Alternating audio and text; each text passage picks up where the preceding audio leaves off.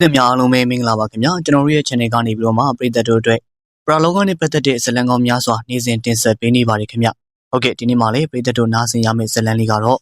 ့တင်းငိုင်းဟောင်းကလက်ကျန်တရေကြီးဆိုတဲ့ဇာတ်လမ်းလေးကိုနားဆင်ရမှာပဲဖြစ်ပါတယ်ကျွန်တော်နေလင်းကတင်ဆက်ပေးသွားမှာပါမျိုးကွက်တစ်ချဲတာကြောင့်မြေကွက်တွေရိုက်ပေးပြီးတော့မဲနေတဲ့အခါမှာကိုတင်လာနဲ့မမြဝင်းတို့ဇနီးမောင်နှံကမြို့စွန်ကက်ကဖောက်ထားတဲ့လမ်းမေးမှာမြေကွက်တနေရာရရှိခဲ့ပါတယ်သူတို့ရဲ့ရှေ့မျက်နှာစာမှာလက်ရှိမြို့ရှိပြီးတော့သူတို့ရဲ့နောက်မှာအိမ်မဆောက်ရသေးတဲ့အကွက်တစ်တွေရှိပါတယ်။လမ်းမရဲ့ဘေးရတဲ့သူတွေကဝမ်းသာကြသလိုအတွင်းမဲ့ကြတဲ့သူတွေကလည်းနောင်စီလာရင်နာအေးပါအေးနေရတယ်လို့ဖြေသေးစကားဆိုကြပြီးတော့ရက်ွက်အစ်စ်မှာအင်ဂျီ900နီးပါးရှိပါတယ်။မြေကွက်လက်ကျန်အောင်ရှိသေးပြီးတော့ကိုတင်လှတို့ကသူတို့ရတဲ့ခြံကိုဝက်ချမ်းများကက်တွေနဲ့စီယိုကာလိုက်ပါတယ်။အင်္ဂင်တော်တစ်တွေနဲ့သုံးမင်ဘက်လက်အိမ်လေးတစ်လုံးတက်သမား9ကဆောက်လိုက်ပြီးသူတို့ပြောင်းလာပြီး14-5ရက်အတွင်းမှာအိမ်လုံးလေးကပေါ်လာခဲ့ပြီဖြစ်ပြီးတော့အိမ်မော်တက်လို့မရသေးအရင်နေခဲ့တဲ့အိမ်ဟောင်းကတဲလာတဲ့ပန်းမင်မျိုးစုံတို့ကပန်းဟိုးထဲမှာလန်းဆန်းစွာရှိနေသေးပါတယ်။အခုအကွက်တစ်ကမြို့ရင်းနေရာနဲ့မှနေထိုင်ကြတဲ့ကျူးကျော်မှုတွေကိုဖယ်ခိုင်းပြီးနေရာအသစ်မှာအကွက်ရိုက်မဲနိုင်ပြီးတော့မြေကွက်ချပေးတာပါ။သူတို့ရဲ့ရက်ွက်လေးကိုအောင်ဒုက္ခရက်ွက်လို့အမည်ပေးထားပြီးပြောင်းရွှေ့လာသူတဝက်လောက်ကပြန်ကြအလို့သမားတွေဖြစ်တာကြောင့်အဆောက်အဦကောင်းတွေမဆောက်ကြသေးပဲနေလို့ရယုံလေးသာဆောက်လို့နေထိုင်ကြလေတော့မြို့တဲ့ရက်ွက်လေးမှာမိဘဒုက္ခတွေနေတဲ့နေရာလိုမတင့်မတဲဖြစ်နေပါတယ်။မြေကွက်ချမပေးခင်သက်ဆိုင်ရာကရေရရှိရေးမိရရှိရေးလုပ်ပေးထားတာကြောင့်ညဖက်မိရှိပြီးဝစီတွင်းကြီးတူးပေးထားတာကြောင့်ရေအတွက်မပူရပါဘူး။ကိုတင်လာတို့အနီးဝန်းကျင်အိမ်အလုံး100နီးပါးကတော့ရုပ်လုံးပေါ်လာပြီဖြစ်ပြီးတခုတော့သတင်းကြားပါတယ်။သူတို့မြင်နေရတွေဟာမတန်ဘူးလို့သိထားပြီးတော့မြို့မှာမိတဲ့ကျိုးစက်နဲ့တင်းချိုင်းအစ်စ်မရှိခင်တော့ကဒီနေရာဟာတင်းချိုင်းအဟောင်းလို့လည်းသိရပြီးတင်းချိုင်းဟောင်းကိုတင်းချိုင်းတစ်နေရာစီပြောင်းရွှေ့ခဲ့တာ3နှစ်လောက်ရှိပြီတဲ့အခုအသုံးမပြုတော့ကတင်းချိုင်းဟောင်းနေရာတွေမှာတစ်ပင်တွေမြက်တွေရှင်းနေပြီးတော့မြို့ွယ်ရိုက်ပေးလိုက်တာပါပြောင်းရွှေ့လာသူတချို့ကညညလမ်းပေါ်မှာလူလိုအခိုးငွေလိုရှောက်သွားနေတာတွေတွေ့ရတယ်လို့ပြောကြပြီးတော့ညနေပြီဆိုရင်ပြောင်းရွှေ့လာတဲ့သူတွေဟာပါလာတဲ့ခွေးတွေရဲ့ဦးတန်းကိုလည်းညစဉ်လိုကြားရပါတယ်ကိုတင်လာတို့မိသားစုက4ယောက်တစ်ပိုက်ဖြစ်ပြီးတော့သူတို့မိသားစုမှာ9နှစ်ရွယ်မိန်းကလေးတစ်ယောက်3နှစ်ရွယ်သားလေးတစ်ယောက်ယခုမမြဝင်းကဘိုက်ထဲမှာ2လကလေးလေးကိုလွှဲထားရပါတယ်သူတို့ရဲ့အိမ်လေးကိုသူ့မိုးကပြင်ခင်းထားပြီးဝါးထရံကဖို့စိုင်းမလေးမှားထားပါတယ်အထည်တွေများတာကြောင့်သူတို့အလှည့်ကိုလည်းမရောက်သေးသလိုဒါကြောင့်အိမ်လုံးပေါ်လာမိမဲ့ထရံမကာရသေးတာကြောင့်အိမ်မော်တက်လို့မရသေးပါဘူးကိုတင်လာရဲ့ယောဂမတွေကမြို့ထဲရက်ွက်တစ်ခုမှနေထိုင်ကြပြီးတော့ကလေးနှစ်ယောက်ကအဖွားအိမ်သွားလိုက်အိမ်လာလိုက်နဲ့ကိုးကြီးတန်းကြီးလုံနေပါတယ်မိမကြီးနောက်2ရက်လောက်ဆိုအိမ်တက်လို့ရရင်ကောင်းပါမယ်ကွာဘာဖြစ်လို့လဲနေကောင်းလို့လားဟုတ်တယ်လာမယ့်အင်္ဂါနေ့နေကောင်းတယ်အိမ်တက်လို့လည်းကောင်းတယ်ထင်ရမရသေးလေတို့တက်နေကြတာပေါ့ညနေထမင်းစားပြီးတာနဲ့တစ်ဖက်ရဲ့တဲလေးတွေကကိုတင်လှကြောဆန်နေပြီးအိမ်ကိုစော်ပြီးတဲ့ဘာကြီးထွန်းတို့ဆရာတပည့်ကလည်းထမင်းစားပြီးတော့ပြန်သွားကြပါပြီ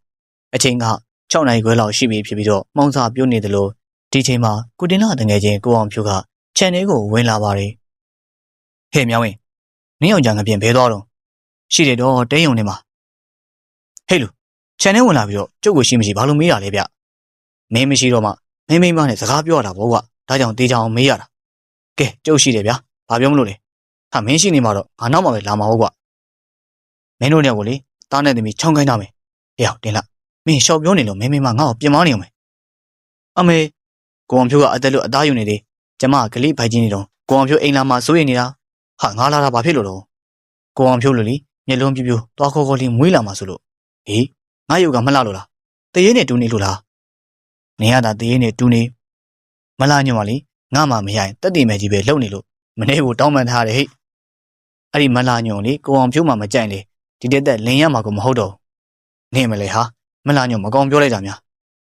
မိမဒီကောင်ကြီးနဲ့မလှညွန့်ယူလို့ရတော့လေမွေးလာမယ်ကလေးတော်တော်လှမှာဟာဘာလဲဟဲ့တရေလေးလို့မင်းပြောချင်တာလားငါဘာမှမပြောသေးပါအောင်ဖြိုးရဟဲ့အောင်ဖြိုးလမ်းမမှာညညတရေချောက်တယ်ဆိုအေးကွာည9နာရီကျော်10နာရီဝန်းကျင်ကစပြီးတော့လမ်းပေါ်မှာကစားနေကလေးတွေတရေချောက်ခင်ရတယ်ပြောတာပဲကိုအောင်ဖြိုးမတွေ့ဘူးလားငါတော့မတွေ့ပါဘူးကွာခေါင်းရင်ချံမပြုံးတော့သူတကားမှမမြင်ဘူးတဲ့လူကြီးတယောက်မျက်နှာဖြူရိုကြီးနဲ့သူ့ဘေးကဖြတ်သွားတာတွေ့လိုက်တယ်တဲ့အဲ့ဒါအေးသိန်းရဲ့သမီးလေးကလည်းကစားနေနောက်ကဆောင်းတွန်းလိုက်တာရှေ့ကမှောက်ရက်လဲကျသွားတော့လေသူ့လက်ကြီးတော့ဘယ်သူမှမရှိဘူးပြောတာပဲအဲ့ဒီကလေးမလေးလည်းအကြောက်လွန်ပြီးတော့အိယာပေါ်မထနိုင်သေးဘူး ဒီမင်းကအရင်တော့တင်းချင်းဟောက်မဟုတ်ဘူးတင်းချင်းရွှေ့လိုက်ပြီမဲ့လိုက်မသွားဘဲနဲ့နေခဲ့တဲ့ဝိညာဉ်တွေလေရှိသေးလားမှမသိတော့ဘူးတင်းလိုက်မင်းတို့အိမ်ကိုအောင်ပြိုးလာသေးလားဟာရှိပါဦးလေးထုံးကြီးအောင်ပြိုးလောင်းအရေးကြီးတယ်ဟာငါမင်းကိုလိုက်ရှာနေတာကိုတင်လာကအောင်ပြိုးနဲ့တူတူခြံဝကိုထွက်လာပါတယ်ဦးလေးထုံးဘာကိစ္စတော့ဗျအေးတင်သမီးလေးဆုံးသွားပြီကွာစောစောကလည်းလမ်းပေါ်မှာကစားနေတဲ့ကလေးတွေတရေတူးလို့ဆိုပြီးတော့လန့်နေကြတယ်ကလေးတွေမှောင်ရင်ထွက်မှာကစားနေလေဗျာလူကြီးတွေကမပြောကြဘူးလားအေးသိန်းဟာအောင်ဖြိုးနဲ့ညီကိုတဝမ်းကဲတော်ပြီးတော့ဦးလေးထွန်းနဲ့ပေါသွားတယ်လို့တင်းလားကလည်းအိမ်ထဲပြန်ဝင်နေခဲ့ပါတယ်။ဘာကိစ္စလဲလဲ။အောင်ဖြိုးတူမှာဆုံးသွားလို့လေ။ကိုအေးသိန်းသမီးလက်မလေးဆုံးသွားပြီ။အေးဟုတ်တယ်။မင်းသားနဲ့သမီးကိုလည်းညနေဆောင်နေအိမ်မထွက်စေနဲ့။သူတို့အုပ်စုတရေချုပ်တာလို့မှောင်တာနဲ့အိမ်ထဲရောက်နေပြီတော့။ဟေးသူတို့ဘလို့အချုပ်ခံတာတော့ငါလည်းမသိပါလား။အရေးလည်းမကြည့်စကားလည်းမဆက်မိလို့မပြောပြတာပါ။မနေ့ညနေ6 နာရီလောက်ဟိုဘက်တအိမ်ကျော်ကအေးတို့မောင်နှမတွေနဲ့ထုတ်စီတို့တန်းကစားနေတော့ကဲတီးတီးတွေနဲ့အပေါက်ခံလိုက်ရတယ်သူတို့အားလုံးတရေ6တဲဆိုပြီးအင်မြန်ပြေးကြတာအေးဟာနောက်ဆိုမောင်တဲ့ထိမကစားစင်နဲ့အပြင်လည်းမထွက်စင်နဲ့အခုလူသေးတဲ့ထိတောင်ဖြစ်လာပြီနော်ဒီနောက်ပိုင်းမှာလူသေးမှုမဖြစ်တော့ပဲညဘက်ရောက်ရင်တော့တချို့အိမ်တွေမှာထမင်းဟင်းတွေခိုးစားခင်ရတယ်ဆိုတဲ့သတင်းကလေးထွက်လာပြီးညဝါသားဟင်းကြံလို့ငရုတ်စုံနဲ့ဖိထားတာမနဲ့လေရော်စားမယ်လို့မရှိဘဲနဲ့ဟင်းတွေအိုးထဲမှာမရှိတော့ဘူးအမလီကျမတို့အိမ်မှာလေညနေပိုင်းကြက်သား30သားချက်တယ်ညစာစားပြီးပြီဆိုတော့မနဲ့စာအတွက်အပြီးမချက်ပဲနဲ့တရေခမ်းလုံးချက်ပြီးတော့ဖုံးမိကြတာမနဲ့လေရောက်အိုးတခြားပုံးတခြားနဲ့အိုးထဲမှာလေအယိုးတစ်ချောင်းတော့မကြံဘူးတော်ရေးဒိုးကြီးတို့အိမ်ကတော့ဆန်အိုးထဲမှာငရမ်းကြောက်တပြားထည့်ထားတာမနဲ့မီးဖို့မယ်လို့ယူတော့မရှိတော့ဘူးတဲ့ဒီလိုနဲ့ကွက်တဲ့ထဲမှာဟင်းပြောက်တဲ့တရင်တွေခက်ဆေးဆေးကြားလာရပြီးအင်္ဂါနေ့ရောက်တဲ့အခါမှာတော့မနဲ့9 နာရီလောက်အိမ်အစ်စ်ပေါ်ပြောင်းရွှေ့တက်ကြပါတယ်အင်္ဂါ3 ဘက်လေအခန်းဝင်9 ပေဖြစ်ပြီးတော့မှမိသားစု4 ယောက်ချောင်းချောင်းလဲလဲနေလို့ရပြီမိဖို့ကန်းအတွက်အဖီဆွဲထားပြီးတော့ကလေးတွေကအဖွားတို့အိမ်လိုအိမ်ကြီးအိမ်ကောင်းမဟုတ်ပေမဲ့အိမ်သေးလေးပေါ်မှာပျော်ရွှင်နေကြပါတယ်ကိုတင်လာတို့မျက်နှာစာကြားတဲ့လမ်းဘေးတစ်လျှောက်အိမ်တော်တော်များများရုပ်လုံးပေါ်လာကြပြီးလမ်းကတော့မြေသားလမ်းအဆင့်ပဲရှိသေးပါတယ်လမ်းမကောင်းလဲအဓိကမဟုတ်အရေးကြီးတာကရက်ွက်ထဲမှာတောင်းကျမ်းနေတဲ့တရေတွေအကုန်စင်ထွက်သွားဖို့ကပိုပြီးတော့အရေးကြီးပါတယ်တရေသတင်းကသူတို့ရဲ့ရက်ွက်မှာရှိတဲ့လူတွေကိုကြီးလန့်စာဖြစ်စေခဲ့ပြီးရဲတဲ့ဘက်ကြော်လေးထိတရေသတင်းဟာမပြောက်သေးပါဘူးကလေးတွေကလည်းလမ်းပေါ်မှာပြန်ရောက်လို့လာကြပြီးကလေးတချို့ပြေးလွှားဆော့ကစားကြနဲ့မှောင်လာတဲ့အထိအစွန်မပြတ်ကြပါဘူးလူကြီးတွေဟာအိမ်ထဲခုန်သွင်းမိမဲ့ပြေးကဲလုံနေကြပြီးတရေမှာတော့ကလေးတချို့ည9 နာရီလောက်လမ်းမီအောင်မှာပြေးလွှားဆော့ကစားနေတဲ့အချိန်ကလေးတယောက်ဆောင်းတွန်းခံရပြီးမောက်ကုံပြေးလေးတွားခဲ့ပါတယ်အဲ့ဒီကလေးကဒဏ်ရာအနာတရပြင်းပြင်းထန်ထန်မဖြစ်ခဲ့ပေမဲ့တဖြည်းဖြည်းအကြောက်လုံးကအသားရည်ကဖြူခက်ဖြူရောနဲ့နောက်ဆုံးတော့သေဆုံးသွားခဲ့ပါတယ်ဒူရဲမြောက်ကလေးသေဆုံးပြီးတပတ်မကြာခင်မှာနေဝင်တရောချိန်အပြင်ကဈေးဝယ်ပြီးပြန်လာတဲ့ကလေးတယောက်ကြောက်စရာကောင်းတဲ့တရေကြီးကိုတွေးရတယ်ဆိုပြီးတညာလုံးလန့်ဖြန့်အော်ဟစ်က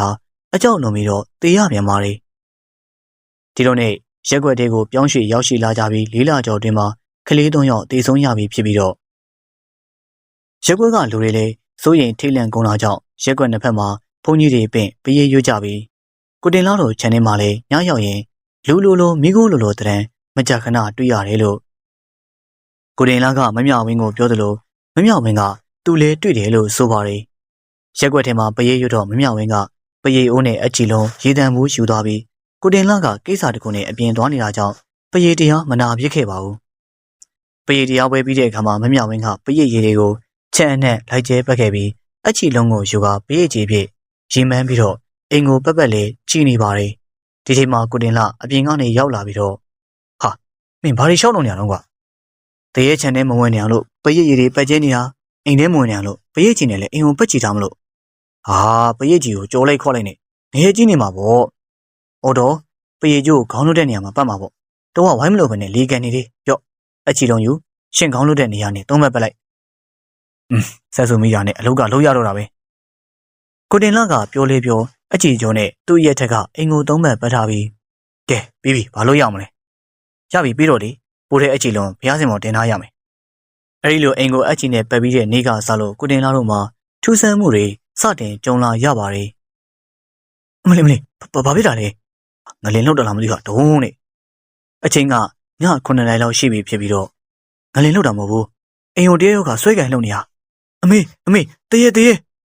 သွက်ကောင်လှုပ်ရမ်းနေရကရက်သွားပြီးတော့ ဘလို့ဖြစ်တာလဲကွာပရိတ်ကျိုးနဲ့အိမ်ကိုပတ်ထားကမှတရေကလာလို့ရတယ်လို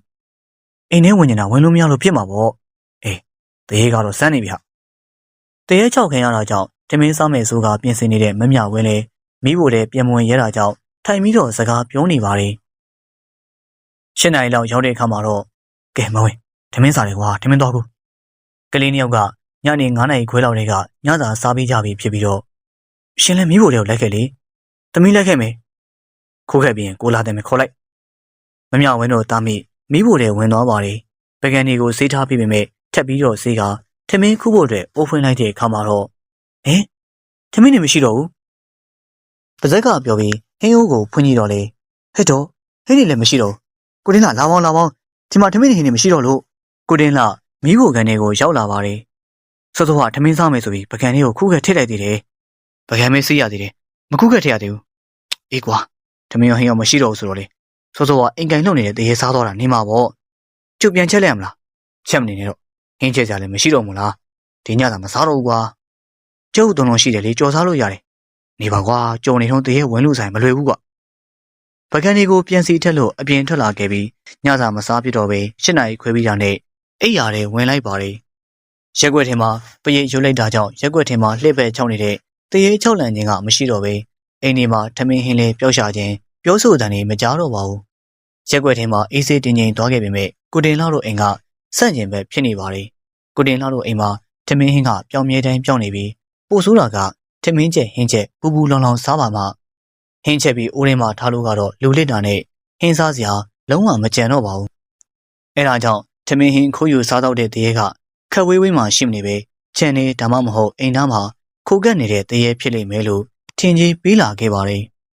ထမင်းဟင်းအချက်ကိုစောင့်စားနေပုံရပြီးတော့ဒါကိုမသိခင်တုန်းကမကြာခဏဟင်းနဲ့မစားရပဲထမင်းမဝတော့ဝနဲ့ငပိရီတို့ကြနဲ့သာစားကြရပြီးနောက်ပိုင်းတော့ဟင်းကိုမနဲ့ညမချက်တော့ဘဲနဲ့တခါစားတာချက်ပြီးကြက်တာနဲ့ခူးခက်စားရပါတယ်ဟင်းဘိုလိုကြောင်ရင်နဲ့ထက်တော့ခက်ထားရင်မနဲ့ဆိုရင်တော့ပျောက်နေတတ်ပါတယ်တရေကတော့ဟင်းကိုစောင့်စားနေတဲ့ပုံပဲအဲ့ဒီတရေအဝေးထွက်မသွားဘယ်လိုလုပ်ရပါမလဲ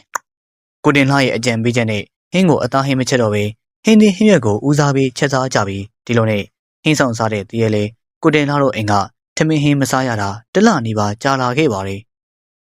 ဒီအိမ်မှာမစားရတဲ့အခါမှာတခြားအိမ်ကိုလှည့်ပတ်စားတော့နေပြီးထင်ရပြီးတရက်ဘုံကြီးကြောင်စွန့်ကျင်အလှဲကြတာကြောင့်ဝတ်သားဟင်းချက်ကလှူမဲလို့စိတ်ပိုင်းဖြတ်ပြီးတော့မမြောင်ဝင်မနဲ့ဈေးသွားပြီးဝတ်သားတပိတ်သာဝယ်ခဲ့ပါတယ်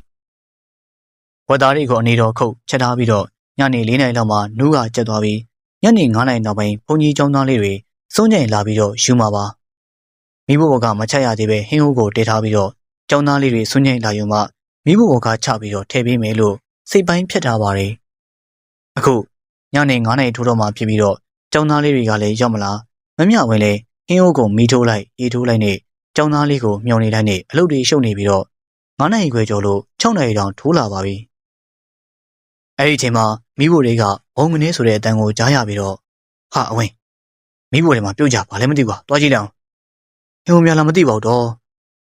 ဆိုရင်ထိလန့်စွာနဲ့မိဖို့တွေပြေးသွားကြည့်လိုက်တော့ဟေးသွားပါပြီမိဖို့ကဟင်းဟိုတစ်ချမ်းဆောင်းကြနေပြီးအဖုံးကပွင့်နေပြီးတော့ဝတ်သားဟင်းဘက်တွေကလည်းမရှိဟင်းရည်တွေကကျမ်းမြေပေါ်မှာပြန်ကျဲကျနေပါတယ်နေတဲ့ခြေတော့ရိုင်မဟုတ်ဘူးတော့အမလီတရေဝင်စားတာသူ့ခြေတော့ခြေဘွားရတပေလောက်ကိုရှိရဲတော့ဟင်းရည်တွေဖိတ်ကြထားတဲ့ကျမ်းမြေပေါ်မှာနေထားတဲ့ခြေရာကိုအတိုင်းသားပဲမြင်ရပါတယ်ခြေရာတွေကအပြင်ထွက်သွားလည်းမဟုတ်ဘူးဟင်းဟိုပက်လင်မှာပဲတွေ့ရတာဒီလောက်အပူကြီးနှိုက်စားထားတာသူ့ပါဇက်တွေအပူမလောင်လားမသိပါဘူးကျောင်းသားလေးတွေကလည်းဒီနေ့မှနောက်ကြရတယ်လို့စွန့်ညင်လာပြန်ဘယ်လိုလုပ်ရပါမလဲမသိတော့မတတ်နိုင်ဘူးဟိကြော်စုံမဲ့လုပ်ရတော့မှာပဲအမှန်တိုင်းပြောလိုက်ရင်မရှိတာပေါ့ဒီတရေကတော့လေဟင်းမြင်တာနဲ့ခိုးစားနေတော့ပဲတရေဟင်းဟိုးကိုစားသွားပြီးတော့15 မိနစ်လောက်ကြာတဲ့အခါမှာကျောင်းသားလေးတွေရောက်လာပါတယ်အမင်းတို့ကဘာလို့နောက်ကျနေရလဲကွာဘုန်းကြီးကကျောင်းချန်တွေကမျက်တွေရှင်းခိုင်းနေလို့မြက်ခုတ်ပြီးရေချိုးနေနောက်ကျသွားတာအေးလာအိမ်မော်တက်ခဲ့မြင်လားဒါဝတ်သားဟင်းဟိုးစိုးလို့မလို့ချက်လာတာတရေဝင်စားတော့လို့ကိုမီးကွာဒီချီရတဲ့တရေချီရလားအေးဟုတ်တယ်စိုးစောမှဝတ်သားဟင်းဝင်စားတော့တာဟင်းဒီပေါ်တက်နေတာတွေ့လားချီရအောင်ကြံခဲ့တာကွာတကာတင်လာတော့အိမ်မှာဝတ်သားချက်သားတာတရေဝင်စားလို့ဟင်းမလူလဲရတဲ့အကြောင်းဘုန်းကြီးကိုရှောက်လောင်နော်တရေကတော်တော်ကြီးရင်နော်ဥလို့မြင်နိုင်သေးလားမမြင်ဘူးကွာဒါတော့အကောင်ကြီးကိုမြင်လိုက်ရရင်ငါတို့အားလုံးအသက်ရှိမှာမဟုတ်တော့ဘူး ကျောင်းသားလေးနှစ်ယောက်လည်းကြိုင်ဆွဲပြီးတော့ခက်တို့တို့ပြန်သွားပြီးကျောင်းသားလေးတွေဟာဒီအိမ်မှာမနေရဘူးလို့ပြောကြပေမဲ့ကိုတင်လာတို့မိသားစုကတော့ဘယ်အိမ်မှမတော်နိုင်ကြပါဘူးတရေရဲ့ခြေရာကြီးကိုမြင်ပြီးအရွယ်စားကိုမှန်းဆကကြောက်လန့်နေကြပြီးတော့တရေကတော့အချင်းမျိုးကိုစောင့်ကြည့်နေပုံရတယ်ကွာဒီရှိကိုလေအသီးနှံနဲ့အရွယ်ပဲချက်အရေးတလဲအကျော်တလဲချက်ပေါ့ကွာကြောက်ကလေးတွေကစားနိုင်မှာမလားဟာဒီရင်ကဟင်းမစားနိုင်မင်းမေသွားပို့ထားလိုက်တမီးကတော့မသွားဘူးနော်ဒါသားသွားမယ်ဖော်တို့အိမ်ကဟင်းကောင်းကောင်းအမြဲချက်တာငကြီးကြတယ်ကောင်ဟမ်နင်းကနေသွားငါလိုက်မပို့မမမပို့ရင်နေတားသွားတဲ့ဗျနင်းသွားရင်လူဆိုးတွေကဖမ်းမှာပေါ့လို့ဒါဆိုဖေဖေကြီးလိုက်ဖို့အေးပါကွာဖေဖေအားတိုင်းနေလိုက်ဖို့မယ်ဒီလိုနဲ့ဝတ်သားဟင်းပြောက်ပြီးတော့3ရက်တွင်းမှာနောက်ထပ်ထူးခြားမှုမရှိဘဲနဲ့တမနက်မှာတော့မေတားကိုတရေရဖိုက်ဖို့စားမယ်တဲ့ဘယ်မှာပြောတာတော့ဘယ်တော့မှတော့ညာအိပ်ပျော်နေနဲ့တားကိုပြောတာ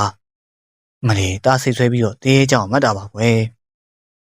တားလေးရဲ့ပြောစကားကိုမိခင်ဖြစ်သူမမြဝင်းရောကိုတင်လာပါအမတ်တမဲ့ထားလိုက်ကြပြီးနောက်တညမိုးလင်းတဲ့အခါမှာသမီးကြီးရဲ့အော်တန်ကိုကြားလဲရပြီးတော့မေဖေမောင်လေးနိုးလို့မရတော့ဘူးဟေးအိမ်ရထဲမှာလင်မယားနှစ်ယောက်စလုံးထသမီးကြီးတို့အိတ်တဲ့ခန်းကိုသွားကြည့်လိုက်တဲ့အခါမှာတော့တာကိုတင်လာတာကိုကြည့်ပါဦးဒီကုလုံးကအိတ်ဆက်ပြီးတော့တောင်းနေပြီးတော့ဟာငါသားတမ်းမရှိတော့ဘူးမမြဝင်းဟာပိုက်ကြီးတကားကနဲ့အယူတစ်ပိုင်းလိုအော်ဟစ်ငိုကြွေးနေပြီးတားငယ်ဘိုက်ကအထင်းမှာဘာမှမရှိသလိုချက်ဝင်နေပါတယ်မင်းညာသူ့ဘိုက်ကိုဖောက်စားမယ်ဆိုတာတကယ်စားသွားပြီလားမသိပါဘူးဘိုက်ထဲဘာမှမရှိဘူးတော့အနီးနားလူတွေလည်းရောက်လာကြပြီးမမြဝင်းကငုံလိုက်ပြောလိုက်တတိမေးသွားလိုက်ဖြစ်နေပြီးကလေးသတင်းကြတာကြောင့်မမြဝင်းမိဘတွေလည်းရောက်လာပါတယ်ကလေးကိုနေကင်းမှန်းတကြိုပြီးတဲ့ထိဒီနေ့လုံးနီးပါငိုကြွေးနေပြီးမမြဝင်းရဲ့မိဘတွေကအကြီးမလေးကိုသူတို့ခေါ်ထားမယ်ဆိုကအိမ်ကိုပို့ထားလိုက်ပါတယ်ညဘက်ဆောင်ရင်ဖို့အတွက်ကိုတင်လာရဲ့ယောက်ကမနှစ်ယောက်ကအိမ်မပြန်ကြပဲမမြဝင်းကလည်းတငုံကိုတရီရှိနေရက3ရက်လောက်ကြာတော့ပုံမှန်ပြန်ဖြစ်သွားပြန်ပါတယ်ဘိုက်ထဲကကလေးလေးကလည်း8လလေးကိုရောက်နေပြီဖြစ်ပြီး8လဆိုရင်မွေးရတော့မှာပါ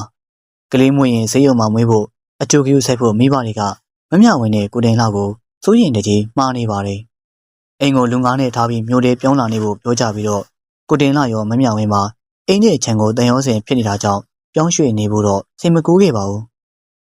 အဲ့လိုနဲ့အလက်ကောင်လေးနာရီစွန့်ကပ်ပြီးတဲ့အခါမှာမမြဝင်းမိဘတွေလည်းပြန်သွားကြပြီးတော့မမြဝင်းရဲ့မောင်က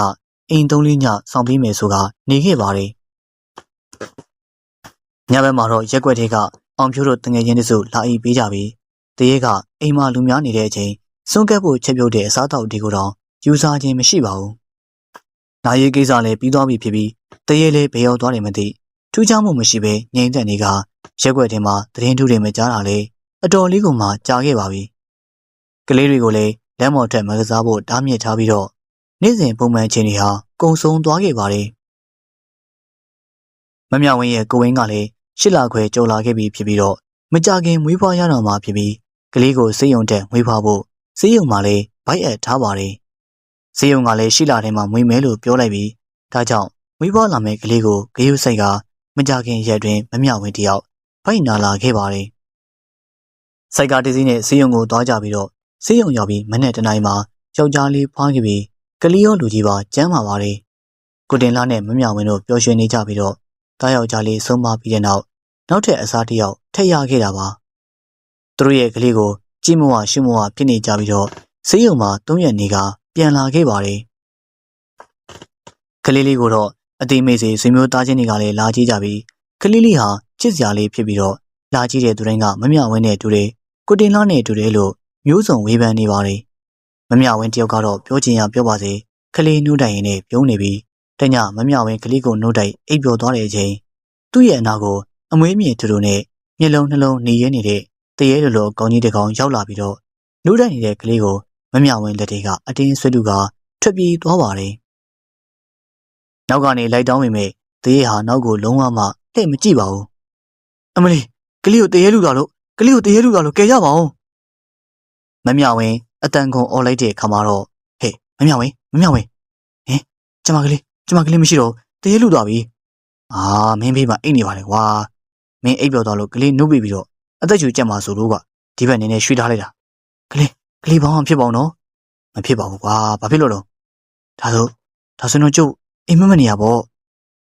မမြဝင်းကသူမမှတ်ခဲ့တဲ့အိမ်မက်ကိုပြောလိုက်ပြီးမမြဝင်းရဲ့အမေလည်းအိမ်မလာဆောင်ပေးတာကြောင့်အပေါ်ရခဲ့ပါတယ်။စိတ်ဆွဲလို့မှတ်တာပါစိတ်ထဲမထားနဲ့ကလေးလေးဘာမှမဖြစ်ဘူး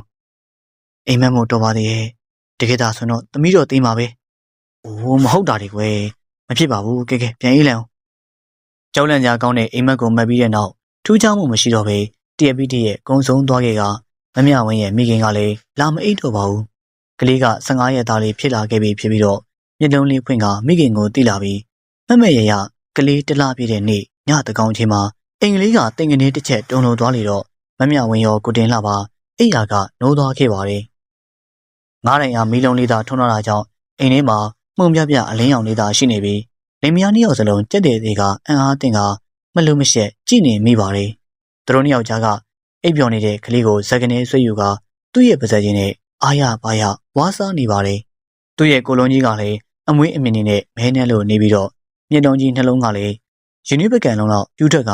ရဲရဲနေပါတယ်။ပါးစပ်ကြီးတွေကအဆွေကြီးနှစ်ခုကလည်းပြူးထွက်လို့နေပြီးတော့တရေကြီးကလေးကိုကောက်စားလိုက်တာကိုတွေ့ရပြီမဲ့အာစိတ်ထစ်တာသလိုပါးစပ်တွေကအတန်ထွက်မလားတကူလုံးမှာသွေးမလျှောက်တော့သလိုလှုပ်မရပဲအကျိုးတွေဟာလည်းတည်သွားသလိုဖြစ်သွားခဲ့ပါတယ်။ငုတ်တို့မေးသည့်တိုင်ပဲလင်မယားနှစ်ယောက်လုံးတရေလို့သမျှငြိမ်ကြည့်နေရပြီးတော့ကလေးပါးစပ်ထဲရောက်သွားပြီးကမှ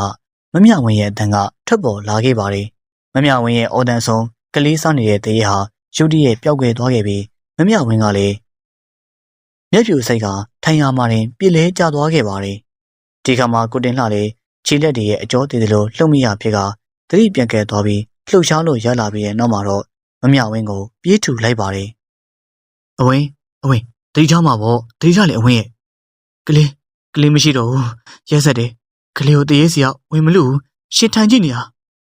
ကိုကဘာကြောင့်မှမသိဘူးလှုပ်လို့မရဘူးတရေကပဲလှုပ်တာလားအကြောက်လုံးပြီးတော့ထိုင်ရက်ပဲတတိမိညာလားမသိဘူးလှုပ်လို့မရဘူးအခုမှလှုပ်လို့ရတာဘယ်လိုလုပ်မလဲကျုပ်ကလေးတရေစားသွားပြီရှင်အခုတရေကိုသွားရှာခဲ့တရေကစားပြီးတော့ပျောက်သွားတာကိုဘယ်လိုလုပ်တက်နိုင်မှာတော့ကိုတို့ကလည်းကံကိုစိုးလို့မှလေကွာမမြဝင်လေအော်ဟစ်ငွေယူကတတိလစ်သွားလိုက်ဖြစ်နေပြီးတော့အိမ်နီးနားချင်းတွေကလည်းတမီးရီကိုင်ကရောက်လာကြပါတယ်အချိန်ကည7 နာရီတောင်မထိုးတဲ့သေးပဲလူအတော်များများကလည်းမအိပ်သေးပါဘူးတရေကတော်တော်လေးကိုတောင်းချနေပြီ2 လ 3 လအတွင်းဒီအိမ်ကကလေး2 ယောက်ကိုတပ်ပစ်လိုက်ပြီဒီတခါတော့လောင်းတော်မမြင်လဲရအောင်နော်ကလေးကိုပါးစပ်ထဲဆွဲသွင်းပြီးတော့စားနေအောင်မြင်ရတယ်ကျွန်တော်ဘာမှလုပ်လို့မရဘူးဗျာသူ့မိကလည်းလှုပ်လို့မရဘူးသူစားပြီးတော့မှလှုပ်လို့ရတာဗျမင်းတို့နဲ့ဒီသေးဟာကံဝေကျွေးရှိပုံရတယ်အိမ်သားမှာနေပြီးတော့စောင့်စားနေလားမသိပါဘူး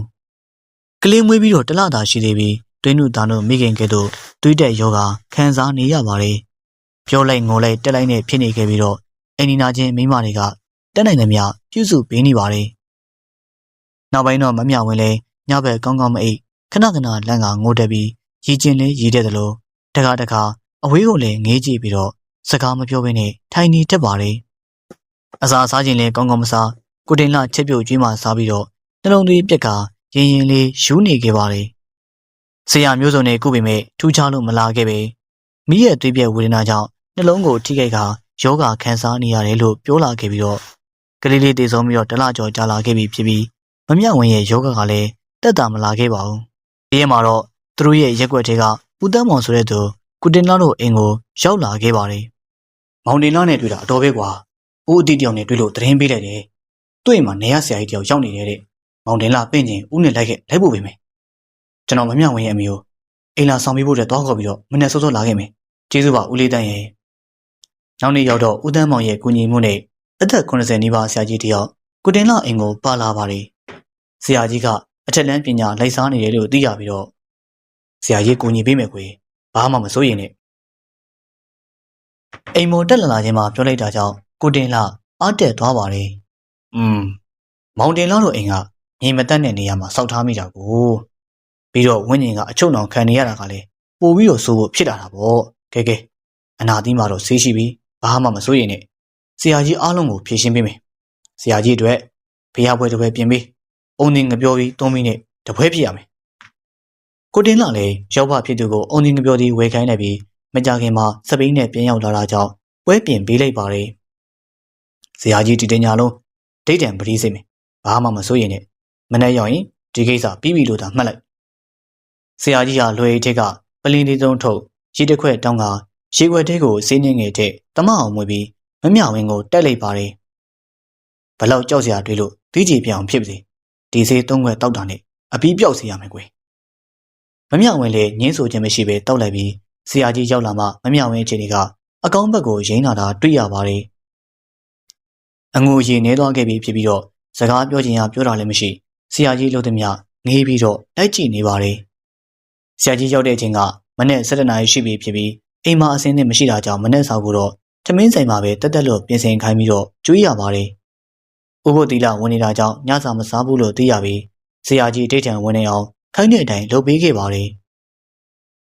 ်ဆရာကြီးကလည်းဖျားစဉ်ရှိမှတရားစထိုင်ပြီးညနေ6 နာရီမှာတရားထိုင်ခြင်းကိုဖြုတ်အပေါ်ပါသွားပြီးတော့မမြဝင်းကိုဒုတိယအချိန်မြောက်ဈေးတိုက်ပြီး9 နာရီမှာအတိတ်တန်ပြန်ဝင်ပြန်ပါတယ်ည7 နာရီထိတတိုင်းမိတတိုင်းထုံးမင်းတော့နောက်ပိုင်းမီးထုံးစရာမလိုဘူးမောင်တင်လာတို့အိတ်လို့ရပြီဆရာကြီးကတော့ဖျောင်းနိုင်မင်းငင်းပြီးတဲ့နောက်ပိုင်းမှာအလုပ်စခန်းပြုတ်ဒီတမောအိတ်မယ်ကွယ်စောင့်မနေနဲ့အဲ့လိုမှကြားပြီးတဲ့နောက်ဆရာကြီးကအတိတ်တန်ပြန်ဝင်ပြီးကိုတင်လာလည်းဖျောင်းနိုင်စောင့်ပြီးတော့ထုံးမင်းရင်းနဲ့7 နာရီနောက်ပိုင်းမှာတော့အိတ်ပျော်သွားခဲ့ပါတယ်ဆရာကြီးကလည်းဘဲချင်းအတိတ်တန်ဖြုတ်ကဘဲချင်းအိတ်သွားတယ်မသိမနေ့9 နာရီကိုတင်လာတော့ဆရာကြီးကဖျောင်းနိုင်မိပူစော်ပြီးဖျားရှိခိုးနေတာတွေ့ရပါတယ်8 နာရီလောက်ကိုရောက်တော့မှဖျားရှိခိုးလို့ပြီးကဆရာကြီးကမနေ့စာရင်နွေးချမ်းဘိန်းမုံကောင်းချင်းပေါင်းမြမမုံမျိုးစုံနဲ့အခန့်ကျွေးမိပြီးဆရာကြီးကတော့ဘိန်းမုံနဲ့ကောင်းချင်းပေါင်းကိုနှိမ့်ချိုက်စွာပဲစားပါတယ်စားတော့ပြီးတဲ့အခါမှာတတိယအချိန်မြောက်ဈေးတစ်ခွက်တိုက်ပြီးအဲ့ဒီဈေးတိုက်ပြီးတာနဲ့မမြဝင်းမျက်လုံးတွေကတာမန်လူရဲ့မျက်လုံးတွေလိုကြည်လင်တင်းတင်းလာခဲ့ပါတယ်ဆရာကြီးကနေ့လည်စာတက်တက်လို့နဲ့ကျင်းဝေအခန့်ပြီးတဲ့အခါမှာတော့မောင်တင်လောက်တို့အိမ်ကိုပရေကျိုးတွေပတ်ထားတယ်မို့လားဟုတ်ကဲ့လမ်းထဲမှာပရေတရားနာပြီးပရေကျိုးနဲ့အိမ်ကိုပတ်ထားပါတယ်အေးကွနာနာဘဝဝိညာဉ်ကဘယ်မှမရှိဘူးဒီအိမ်အဝင်းဝိုင်းထဲမှာပဲရှိတာခြံထဲမှာမဟုတ်ဘူးပရေကျိုးပတ်ထားတဲ့အဝင်းဝိုင်းထဲမှာဗျာအေးမင်းတို့ကအိမ်ကိုပရေကျိုးနဲ့ခြေထားလိုက်တော့ဝိညာဉ်တည်းလည်းဘယ်မှသွားလို့မရပဲအိမ်ထဲကအစားတောက်တွေယူစားတာနောက်ပိုင်းအစားတောက်မစားရလို့မောင်တင်လှတို့ရဲ့ကလေးတွေကိုတက်ပြတ်စားတောက်တာပေါ့ကြာရင်လူကြီးတွေကိုပါအန္တရာယ်ပြုတ်လိမ့်မယ်သူကဒီအိမ်ထဲကထွက်ချင်တယ်သူထွက်လို့ရအောင်လမ်းဖွင့်ပေးပါလို့ပြောတယ်ဒါကြောင့်မောင်တင်လှကပရိတ်ကြီးကိုဖျက်သူသွားဖို့လမ်းဖွင့်ပေးလိုက်ဆရာကြီးပြောတဲ့အတိုင်းအိမ်ကိုချီရတဲ့ပရိတ်ကြီးတို့ကိုဖြုတ်လိုက်တဲ့အခါမှာဘုံကနေဆိုအကောင့်ထဲမမြင်ရပဲကျေလုံးနဲ့ခြေတံကြီးကိုအားလုံးကြားလိုက်ပါတယ်ဘယ်သူမှမမြင်ရပေမဲ့မမြောက်ဝင်းကတရေကြီးကိုမြင်လိုက်တဲ့အခါမှာတော့အမလီတရေအောက်ကိုပြေးသွားပြီကဲသမီးလာဟောဒီရေမန်ကိုတောက်လိုက်အားလုံးစိတ်ထဲမှာရှင်းရှင်းလင်းလင်းဖြစ်သွားလိမ့်မယ်ကွယ်ကဲဝင်းကျင်သေးလေးထွက်သွားပြီအခုအိမ်ရဲ့ဝင်းဝိုင်းထဲမှာမြေမတန်မှုဆိုတာလေအသေးကြပဲဒီအိမ်ရဲ့ကျမ်းမြေအောက်ကိုဝင်မြေကြီးကိုတူးရနိုင်မယ်ဟုတ်ကဲ့ဆိုင်ကျွန်တော်လုပ်ပါမယ်မြေပြင်ကနေကျမ်းမြေထိရင်စိုးလောက်အမြင့်ရှိတဲ့အတွက်အိမ်အောက်ကိုခေါင်းကုန်ဝင်ပြီးတော့ဆရာကြီးကအိမ်မော်ကနေညွှန်ကြားပြောဆိုနေပါတယ်ဟောဒီအောက်တဲ့မှာဝင်းကျင်သေးရဲ့ခိုးနာတဲ့နေရာပဲအဲ့ဒီနေရာရဲ့တလန်ပက်လင်မှာမြေတူးကြည့်လေးပြပက်လေတော့အနဲ့ရအောင်တူးလိုက်တဲ့အခါမှာအင်္ဂလိပ်အုတ်တူကိုစီထားတဲ့နေရာကိုတွေ့လိုက်တဲ့အခါမှာတော့တန်သွင်းနဲ့ကလက်ဖေးထုတ်တဲ့အခါမှာလူတယောက်မြုပ်ထားတဲ့ကူတလုံးကိုတွေ့ရပြီးတင်းငိမ့်ဟောင်းရွှေတုံကမြုပ်ထားတဲ့အလောင်းတွေကူတွေကိုဖြိုးဖျက်မိရှို့ခဲ့ပြီးမြမြေကြီးထဲမှာ၄ ပေလောက်ထိတော့တူးပေါ်ကြပုံမရပါဘူးအခုအလောင်းကိုမြင်တဲ့နဲ့မှာအတိတ်ပဲရှိရှိမြုပ်နှံတကြိုချင်းဖြစ်ပြီးဝိညာဉ်ကိုအဲ့ဒီနေရာမှာချီနှောင်ကျင်းစာတိုက်ထားတာကြောင့်မကျွတ်မလွတ်ရှိနေပုံရပါတယ်သူ့အပေါ်တဲ့မှာအိမ်ဆောင်မိတာကြောင့်ဝိညာဉ်တည်းကအနောက်ရှက်ပြီးတာဖြစ်ပုံရပြီးတော့သူနေထိုင်ရာကူးထက်ဝိညာဉ်မှာပရိတ်ကျိုးကိုစီးဝိုင်းတစ်ပွဲရစ်ပတ်လိုက်တော့အပြင်ထွက်ရှာဖွေစားတော့လို့မရတာကြောင့်ကိုတင်တော်တို့မိသားစုကိုနှောက်ရှက်စားတော့တာပါကဲစိတ်ထဲတန့်သွားအောင်လို့ဂူလုံထားတဲ့အင်္ဂလိပ်တွေကိုအကုန်လုံးဖယ်ရှားပစ်လိုက်ဒီရိုးစုကိုတော့တင်းချိုင်းကိုတည်သွားမိရှို့ပြစ်နောက်ကိုဒီရက်ွက်ထဲလှည့်ပဲတောင်းကျန်နေတဲ့တရေလဲမတောင်းကျန်တော့ဘူးဝိညာဉ်လည်းအဝေးကိုထွက်သွားပြီဆရာကြီးလည်းဒီတင်ညဒီမှာတရားထိုင်ပြီးတော့မနေ့ပြန်တော့မယ်ကွယ်မောင်တင်လာဇနီးလေးကျမ်းမာလာလိမ့်မယ်ဆရာကြီးအင်ကိုရွှေ့ပြီးတော့ပြန်ဆောက်ပေးရမလားဒီတိုင်းနေလို့ရလားဘာမှမစိုးရင်နဲ့တော့သူဒီမှာခုနာကြမရှိတော့သလိုဆရာကြီးကလည်းမြစ်တာနဲ့တွားခိုင်းလိုက်ပြီးစိတ်ကြလက်ချတာနေကြပြီးတော့ဆရာကြီးရေမန်းပေးခဲ့မယ်အဲ့ဒီရေမန်းကိုထိတ်လန့်ကြတခုကိုမြင်ရင်တော့အေးဘာမှမဖြစ်ရင်တောက်เสียမလိုဘူးအမြင့်မှာရေမန်းပလင်းကိုထားတရေကြီးကလည်းကျင်းစာရှိနေတော့တွားကျင်ရမတွားဘဲနဲ့နေရတာလေဆရာကြီးကမြစ်တာနဲ့အားလုံးကိုရှင်းပေးလိုက်ပြီးဒီရှေ့လျှောက်စိတ်ချလက်ချပဲနေကြပြီတော့ဟုတ်ပြီလားအဲနောက်မှာတော့ဆရာကြီးလည်းတညာလုံးအတိတ်တံဝင်ပရိစိတ်ပြီးကမနဲ့မိုးလင်းတဲ့အခါမှာတော့အစာပြေစားတော့ပြီး ဦးတန်းမောင်နဲ့အတူတူကိုတင်လာလေဆရာကြီးကိုလိုက်ပို့ပေးခဲ့ပါတယ်ဟုတ်ကဲ့ပါပရိသတ်တွေနားဆင်ကြရတဲ့ဇာတ်လမ်းလေးကတော့စာရေးသူဆရာအေကံမင်းရေးသားထားတဲ့တင်ငိမ့်ဟောင်းကလက်ကျန်တရေကြီးဆိုတဲ့ဇာတ်လမ်းလေးပဲဖြစ်ပါတယ်ဆက်လက်ပြီးတော့လေဇာတ်လမ်းကောင်းများစွာတင်ဆက်ပေးမှာမို့စောင့်မျှော်နားဆင်အားပေးကြပါအောင်ဗျပရိသတ်များအားလုံးပဲစိတ်ချမ်းသာခြင်းကိုယ်ရည်ကျန်းမာခြင်းနဲ့ပြည့်စုံပြီးတော့စီးပွားလက်လာပါများတိုးတက်ကြီးပွားကြပါစေဗျာ